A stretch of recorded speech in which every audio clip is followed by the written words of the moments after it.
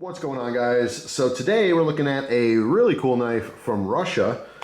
This is the Spitfire from Task Knives. All right, you can see a little logo on the blade here. Let me zoom in.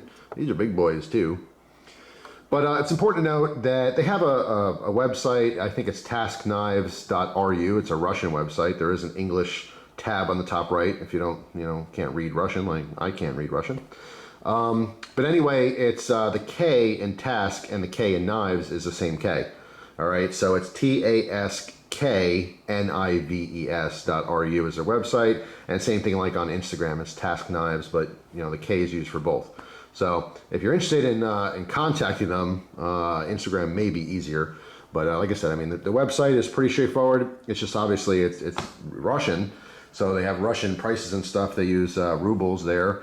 These knives sell for 6,900 rubles. Sounds like a lot of money, but that equates to about 95 bucks US. They do ship worldwide. The owner of the company had contacted me a couple months back, asked me if I just would give him some feedback on the knives, let him know personally what I thought of them. He didn't ask for a video or anything like that. I'm making this video just because I want you guys to know about it, because the more knives out there, the better, right? These are always options. But this is not going to be an easy one to just, pick up at your favorite knife dealer or something like that. You probably won't even see this at most of the dealers, if any of them. But if you were interested in actually buying one, you can contact them directly. But anyway, these are the Spitfires. These are in D2. They are huge. These are rocking 4.5-inch blades. So if you're like a cold steel big boy fan, this might be something you might be interested in. But these are very, very fascinating. I was using the green one quite hard. You could see the red one in the background here is in a sheath, and I'll explain that in just a second here. But yeah, this is their Spitfire, all right?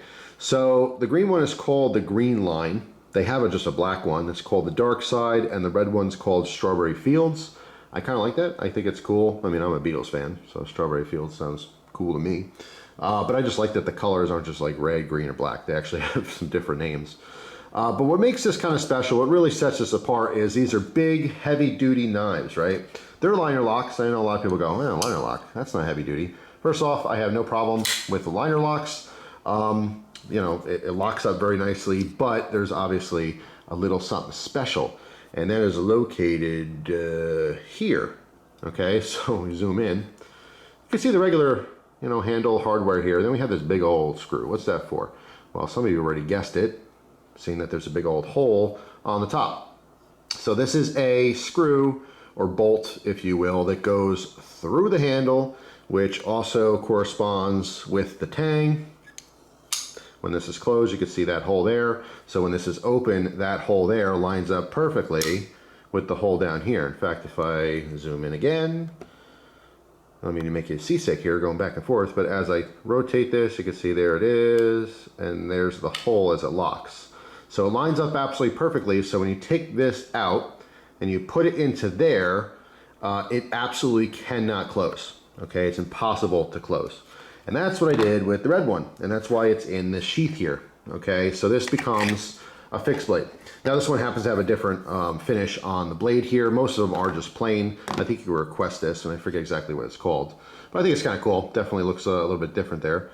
But yeah, so I swapped the pin or screw from this one, and even when you depress the lock, I mean, it's not going anywhere. There's no way, unless you break this pin. You'd have to purposely be holding it like this, which is dumb, slamming it on wood. Maybe you can get it to break, but realistically, if you're using a knife, it's never going to fold on you. So that's its gimmick. That's the big catch here, is it's a big old folder. You can use it every day for EDC, whatever, have it folded in the pocket. I did carry this, has a wire clip, very Spyderco-y, works great. It is deep conceal, okay, so even though this is a big boy, you can't see it. It's just that wire clip, as long as you got big enough pockets to hold it. It carries very nicely, but essentially it is a folding fixed blade. Okay, this idea has been done before in various different ways. I like this one a lot. It is very important. I mean, I've seen versions of this design in the past where, something goes through the handle here, like there was a pin attached at some point. I forget what knife it was, but it didn't actually go through the blade. The fact this goes through the blade itself is very key. Okay, it's just going to add a ton of strength to it. So as far as opening this knife, you can open it slowly. You can pinch you know, both sides of that blade and push it out and overcome the detent in there and just kind of roll it out. So if you want to open it slow, that's fine. The hole on top here also has some jimping on it. All right, so this acts like a front flipper, okay, essentially. It is a large knife. It is a little awkward to do that, but you can get a hang of it and open it that way if you wanted to. Or this pin that goes through here is actually a blade stop. All right, it's not a thumb stud, even though it kind of looks like a thumb stud, but if you want to, you can use that as a thumb stud. All right, I use that as well to open it. So 3 different ways to open this guy. Pretty straightforward.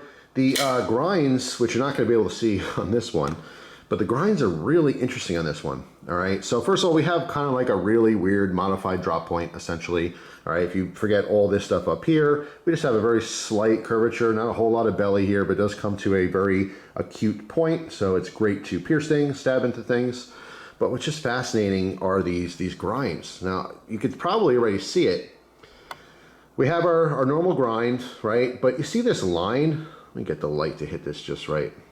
There's a faint line right there. I'm gonna use this as a pointer.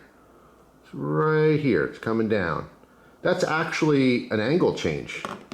Okay, so as you know, if I was holding both sides of the blades, you could feel this is flat, and then it actually angles down. So from here to the point is actually a little leaner or thinner than from here back. It's very slight. When I mean slight, it's like you can almost not even feel it.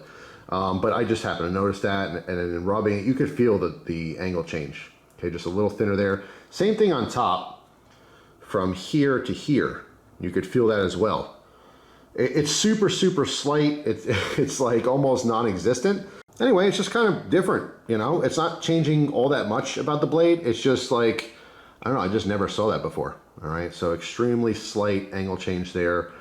Sharpening would be normal though. You'd have your normal sharpening process, not like you're doing anything different because of those grinds. But it is very fascinating. Of course, there is a big old fat swedge. All right, if we look on the top here, you could see you have a little bit more of a robust blade, all right, for strength, especially since it comes down to a pointier tip there. So it's not going to snap off as easily, but it is a pointy tip, okay? So keep that in mind if you are really kind of beating on this thing, especially because of the pin and everything. You might feel like you can just, you know, trash the knife and do whatever you want with it. No, I mean, if you are that rough, the tip will snap off, okay? And it's just, you know, a thinner piece of D2. So yeah, I mean, as far as ergonomics, we have a double finger choil here. It's very nice. Obviously, it doesn't matter how big your hands are, you're gonna be able to grab this thing. It's huge. It's a huge knife, huge folder. Clip is swappable to left or right side carry. Obviously, as you can see here, it is tip up only. All right, just there's like a cutout here just by design. I don't think this serves any other purpose and just being, you know, a different design. There's also one on the bottom, so it's like two, I don't know, like snowmobile came through and just made tracks real quick. I guess that's not true because if it made tracks, well, I guess maybe the textures, who cares, right?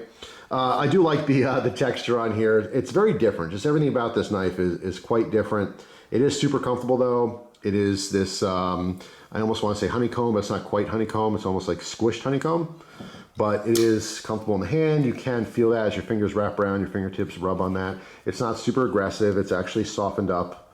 All right, so it's not like any sharp corners or anything. Again, a little bit of jimping on the handle as well as the blade. Not aggressive at all. You can feel it. You can feel it's textured in addition to the finger choils. I mean, you're not going to accidentally drop this knife or it's not going to slip out of your hands at all. But anyway, let's look at that pin here. Grab the multi-tool real quick. This one is a sidekick. I know this has screwdrivers in it. I want a small enough one though. This one should work fine for this screw head. All right, just takes a flathead screw. The only thing is nothing on the knife. Like if you only had the knife in the middle of nowhere, you can't really get the screw out. You need something to get the screw out itself. All right, that's why I have a separate screwdriver. But just turning this here, actually I'm gonna use a little bit of a wider one. And we'll use this one. We'll see if this one fits. So I just wanna unscrew the screw there, just enough so you can do it by hand. Okay, now the thing is, you do have to use the back here. Okay, so you normally would use a smaller tool to punch that out. So again, you need to do this pretty much at home. I mean, you could do it on the fly if you happen to have a multi-tool like I do here, but you do need other tools to actually set this up.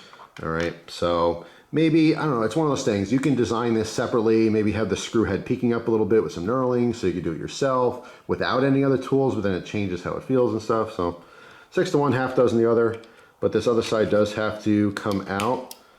So, and there's no real way besides pushing it. All right, so I'm gonna take that other screwdriver I have in here out, which has a smaller head, and we'll see if I can use that to push this through.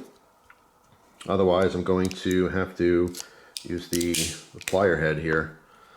I'm just gonna give that a little push. There you go, just you heard it kind of pop.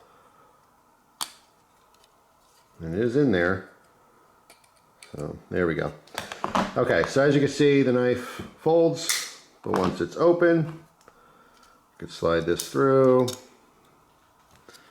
It should go all the way through. And then I'm gonna switch over that other, actually I should do it now so I don't strip the screw here. Get that thicker, wider screwdriver. All right. And go ahead and tighten it. As the threads catch, it'll pull in the other side as well because this one's poking out a little bit. As I keep my finger on the back, carefully turn this. I want to mar up the side of the knife. All right, as the threads are catching, I feel it pulling in the other side. Of course, once it's nice and snug, you're good to go. So unlock it and it's not closing. If I push the lock over, so it's totally disengaged, you can see it's just not going to close. You would have to either break the screw or the tube, not even the screw, but the tube on the female side, you know, or the tang of the blade. It's just not going to happen. It would take tremendous amount of pressure. If you purposely try to do it, like I said, maybe it would break, but you're never going to do that naturally. Okay, so that's it. And when you're done, you can put it right back into the handle for storage. So it's nice. So you have your folding knife design, you know, carry it day in and day out. Maybe one day you want to carry a fixed blade, but you like your folder. Well, pop the pin in, get the sheath, put it on your side, and now you have your fixed blade option. You know, the same exact knife you're always used to, or you can carry both.